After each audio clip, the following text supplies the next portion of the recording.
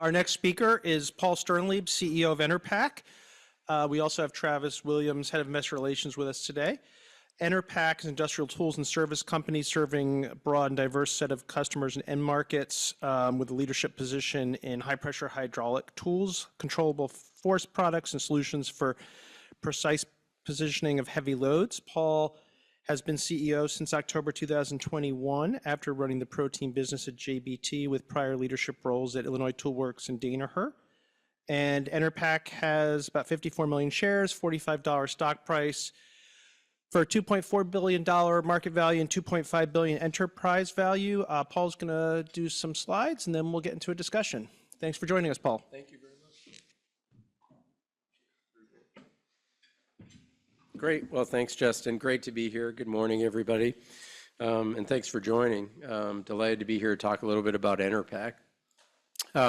So I'll cover just a kind of quick overview, and I know Justin's got some questions as well. So as he just shared, we're a premier industrial solutions provider. Our mission, we say, is that we make complex and often hazardous jobs possible safely and efficiently for our customers. We do that by living our 5 core values every day.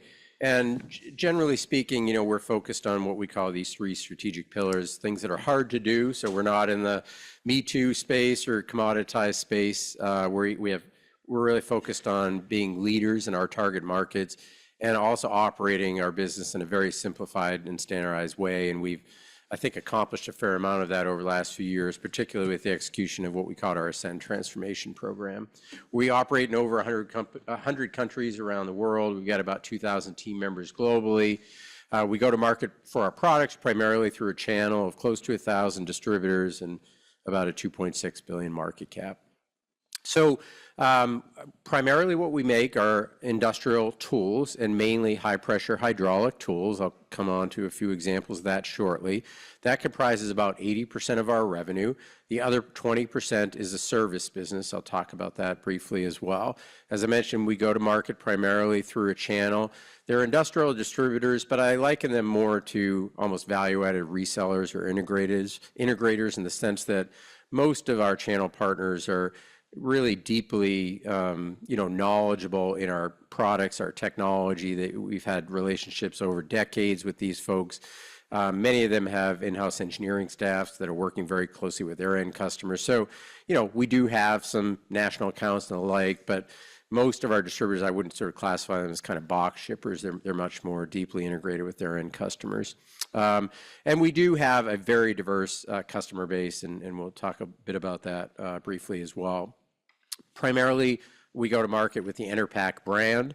Our service business is mainly the Hydrotite brand, extremely well known in the industry.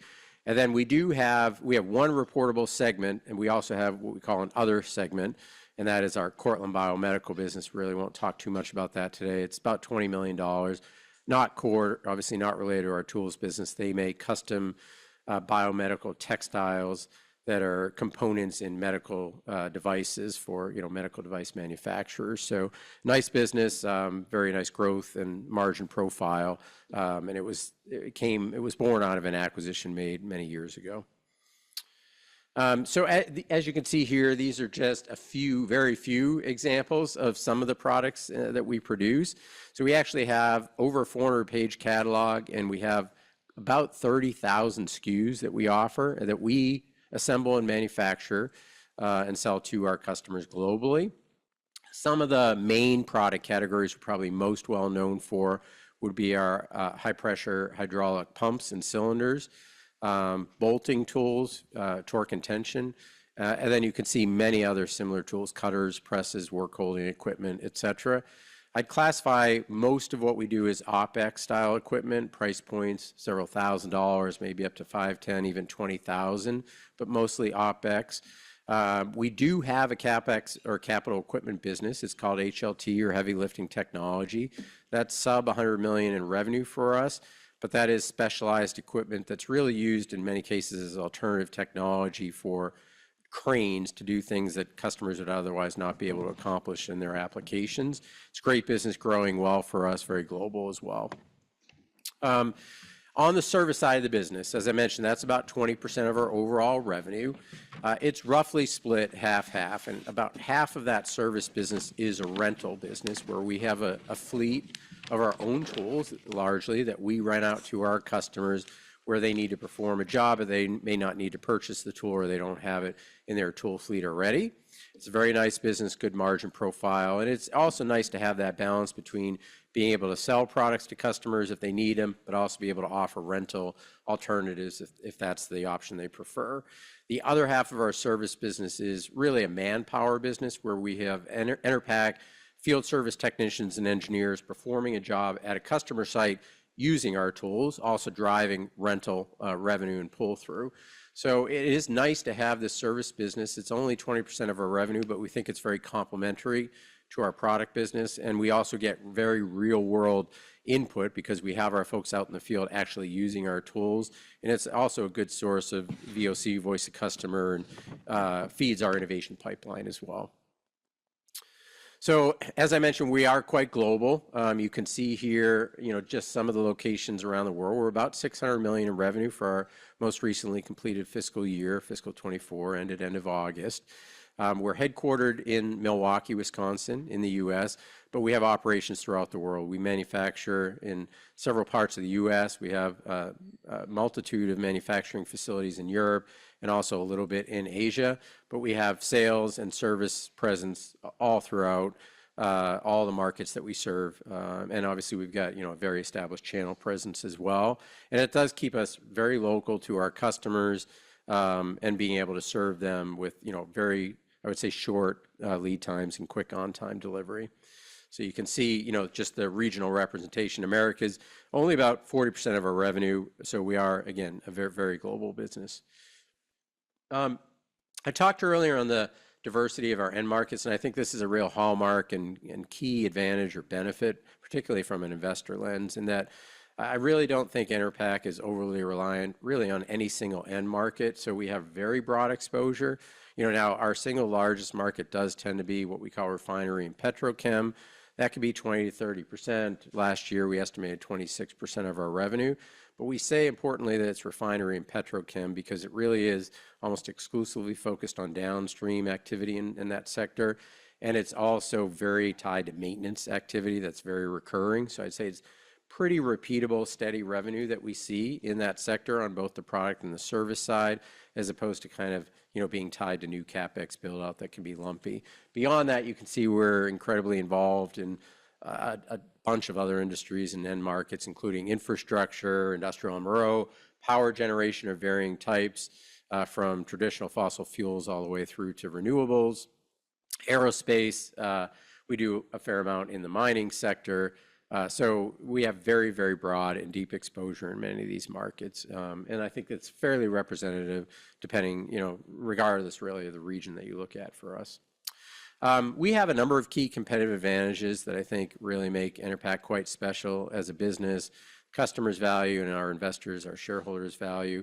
I think probably first and foremost is actually the strength of the brand. And people used to ask when I first joined Enerpac in early months, what was your biggest surprise? And I would say the power of the brand, and I still say that today. I continue to be amazed. Enerpac is really the premium player in our space, extremely well known for what we do. We're really highly regarded by our end customers for quality, durability, reliability, and safety. Those things are really hugely important and paramount for our customers because they're performing what they consider to be mission-critical applications in their markets with our tools. So the power of the brand is really incredible.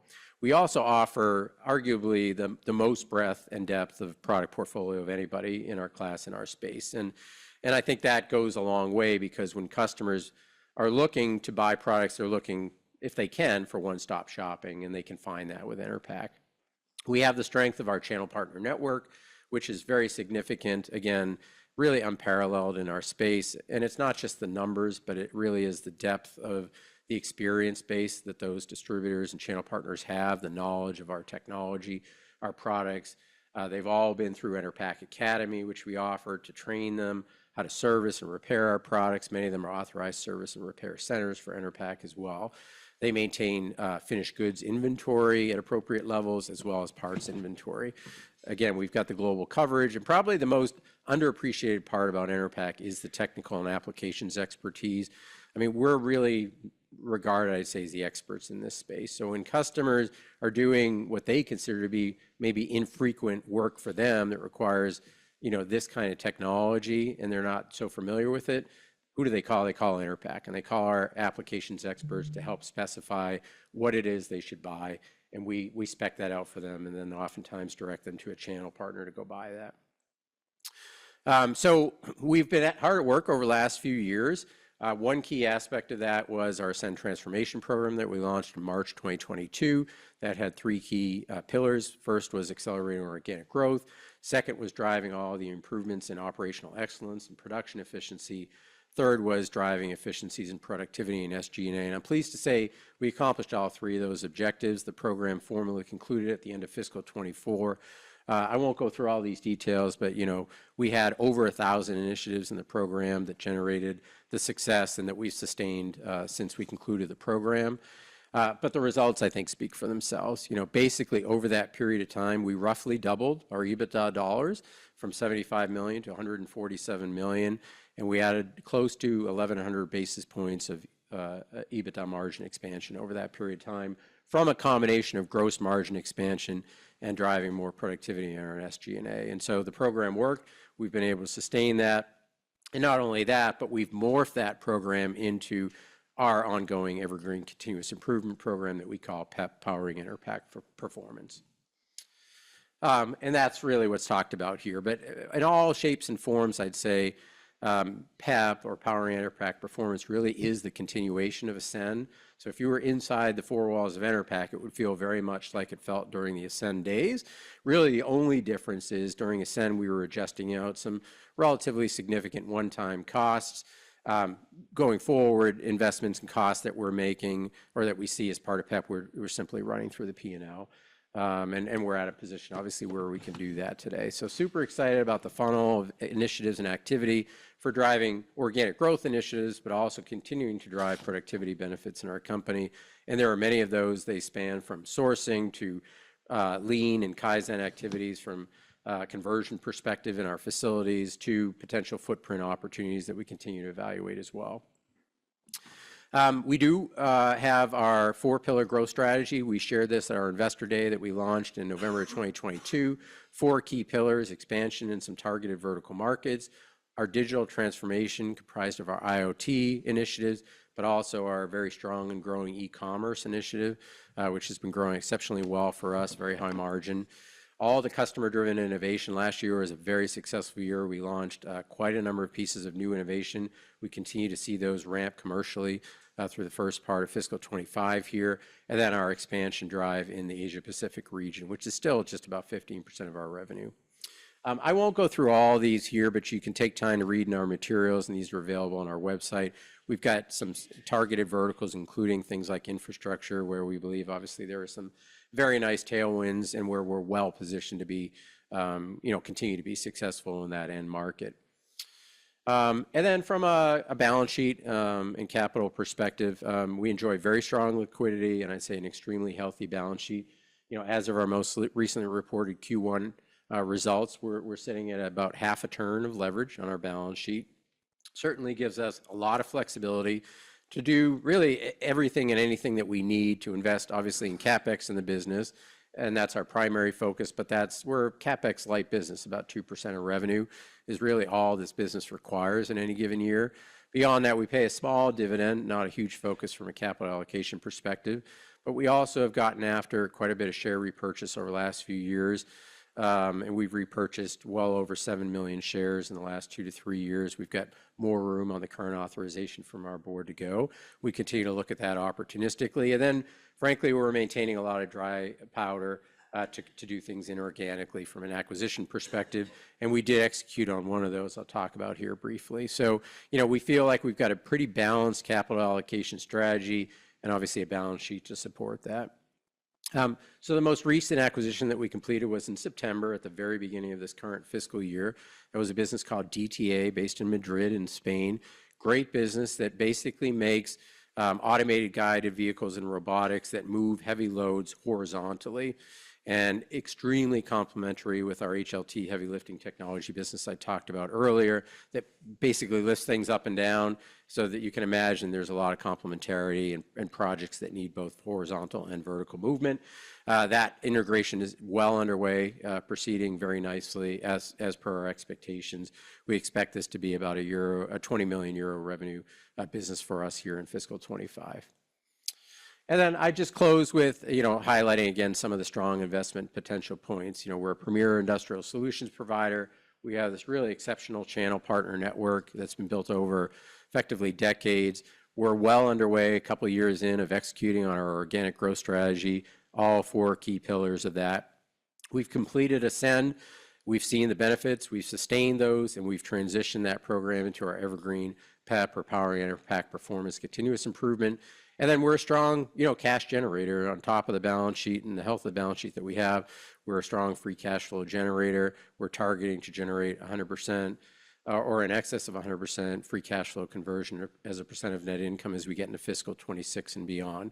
We were certainly investing the prior few years under Ascend. So I think that's everything we got, but I will stop there and see if Justin maybe has some questions or from the audience. Thank you. Thank you, Paul, and feel free to join me in sitting. First off, congratulations on your first 3+ years at Enerpac, doubling the share price, or more than doubling the share price, doubling EBITDA, just a great improvement in the performance of the company. Without spending too much time looking back, just help me understand some of the larger drivers of the margin expansion over the last few years. And then what is your vision for the company over the next 3 to 5 years look like? Yeah, no, we're super pleased with our team's execution on Ascend and our growth strategy. And I think the margin expansion, there were multiple drivers. Certainly part of it was organic growth we were driving, and it was a bit of and still is, I'd say, a bit of an anemic market, but I think we firmly believe that we're continuing to outperform the market. And so, we get some nice incrementals and volume leverage as we do that. Certainly as we launch new products built off of, very differentiated technology that really is meeting customer needs or addressing pain points, we tend to see margin accretion there. And then on the operational side, we drove, quite a bit of productivity, again, through COGS improvements on sourcing initiatives. We did some footprint consolidation in Europe, closed a facility there. And then, again, a lot of just kind of lean and Kaizen work in our facilities. And that's an evergreen thing. It just never stops. But we found lots of interesting opportunities, some with some small CapEx investments to drive automation, IT investments as well that have driven labor productivity. So those have all been key contributors in terms of COGS improvement. And then on the SG&A side, you can see we've made a pretty, I'd say, meaningful movement in SG&A as a percent of revenue from 34% down to roughly 28%. And that's been through driving initiatives all across SG&A. A good example would be setting up our shared service center in India. So we stood that up a couple of years ago now. We've moved the vast majority of all of our financial transactional processing work there. That's basically lift and shift, but now we're optimizing that and driving more automation through that. So, that was a bit of a labor arbitrage situation with more process optimization to come. That's just one example of some of the work we've done in SG&A. We still feel like there's plenty of room to go given how we benchmark versus others. Great. And so going forward, you still have a margin expansion target from current robust levels for your continuous improvement program and operating leverage. That's right. And we've put roughly 50 bips of margin expansion per year into our multi-year financial framework that we shared. And effectively, that's what's built into our guidance for this year. If you exclude the DTA acquisition on an organic basis, we'd be doing about 50 bips at the midpoint. Perhaps shifting to growth. Growth was clearly part of the Ascend program, but it still seems to be a work in progress. How far along is Enerpac on its transition to growth? Which of the growth levers do you feel are, running pretty strong, which have, will take more time? Yeah, I think we've made progress, frankly, in all 4 of our key growth pillars, and that's really our focus. The vertical markets is progressing well for us. We track those just like we track our financial and regional performance on a monthly basis, so we're pretty rigorous in how we do that. But at the end of the day, we see, continued ramp in areas like infrastructure and, our penetration in that vertical market, as well as the rail sector. Industrial MRO, which has largely been driven, I'd say, in an outsized way by the investments we've made in our own e-commerce. And that grew 3x the first year. It grew close to 50% in the second year, I believe. So we've made very substantial gains in our e-commerce program. Again, that's all at list price, so very margin accretive for us. And that's largely sold in the industrial MRO space. So we're seeing good progress on vertical markets. On our innovation program, we launched 6 pieces of pretty important innovation for us in fiscal 24, and including a new product lineup or a new category entrant for us, which is our battery torque wrench lineup. Those products are all been very well received by customers in the market. As I mentioned, we continue to see commercial ramp globally on those products here in fiscal 25. So we had to go back to basics, really reboot our innovation program 3 years ago, build new process and capability, rebuild the funnel and the roadmap. We executed on that and launched 6 products last year. So that's going well. I'd say, finally, the work in Asia-Pac, it was a challenging market for us in fiscal 24. About a third of our APAC revenue is in Australia. That was a challenged market given mining conditions and demand, diminishing in the mining sector. But we're seeing that recover. Q1 of this year, we saw very nice growth in APAC. We expect it to be back in full growth here in fiscal 25. Great. I think investors often don't realize that you are really a global company with a lot of international revenue, particularly in EMEA. Yeah. Recent quarters, EMEA has actually been outperforming the Americas. Help me understand some of the drivers there that are enhancing your business. It seems like EMEA is one of the big contributors to outgrowth at Enerpac today. Yeah. What's sort of going really well there, and what do you hope to build on? Yeah, I think there's a few things. I mean, one is I do think, again, at that point, I think we benefit from the diversity of our end markets. So we're not overly reliant on any single end market, including in Europe. So, for example, we have very little, if any, meaningful amounts of auto exposure at all. So that's helpful these days, obviously. But I think the fact that we serve so many diverse end markets, again, we have a very balanced view on that. I think the second is perhaps more so than any other region, the strength of the channel network. So all of our channel partners in the European region are exclusive to Enerpac, and they're really steeped and very knowledgeable in our space and our products. And I think that is a significant differentiator, frankly, versus our competitive set. I guess the final point I'd make, and it's true regardless of the region, is, generally, again, our products are used in what our customers consider to be mission-critical applications where it's really not a choice, frankly. And it's also it tends to be a relatively small part of the overall budget of the project. And so because of that, they're not going to jeopardize safety or productivity or efficiency for a small price difference to save a few bucks on a project that, where we're oftentimes, a rounding error. So I think you see that play out in Europe as well. And any just end market macro forces that are helping lift Europe, maybe the infrastructure support that is going on there that's often overlooked? Yeah, I know we talk a lot, obviously, about infrastructure here in the U.S. and I think we are big believers in that end market and the funds flowing there and the opportunity set. And we, by the way, see no reason to think that will change given the new administration. We haven't heard anything that would suggest any changes there. So we continue to believe that will be strong here in the U.S. market and good signs, indications of that. But, don't discount Europe and other parts of the world. There are very significant infrastructure investments going on in those regions. In Europe, actually, in one of our recent earnings calls, we talked about the Fehmarn Belt project. It's a major tunnel infrastructure project that's ongoing. We've been, a fairly significant player in supporting that customer. That's one that we can talk about publicly with permission from the customer. But there are many others like that. We don't always get permission to talk about those projects. But there are many pretty key infrastructure projects going on, and we participate very actively in that sector. I have a few more questions, but I'll poll the audience if there are any questions. Yep. That was a great presentation. 30,000 SKUs.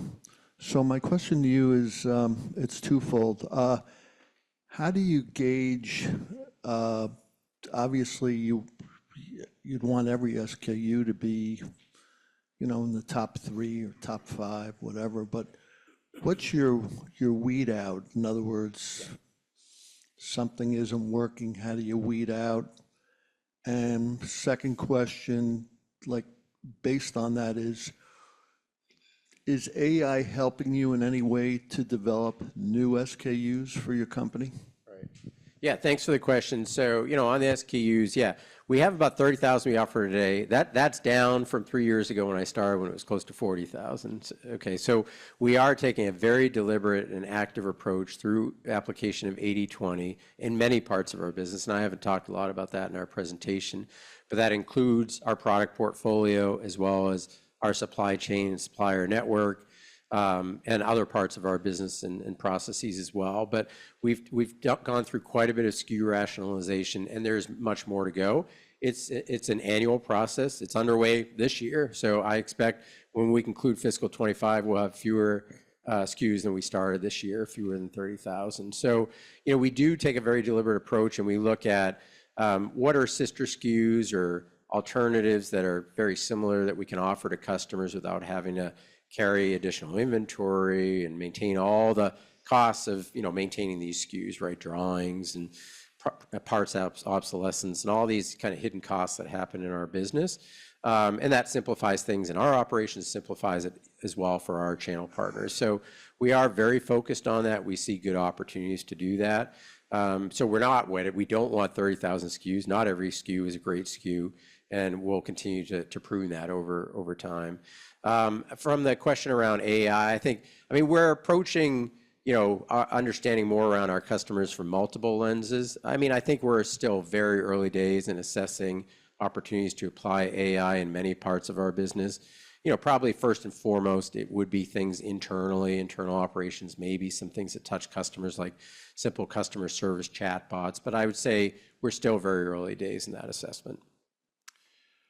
On capital allocation, as we kind of come to a close, you know, you've been focused on looking at M&A for a while. You've done one small deal, which I think has been proceeding well.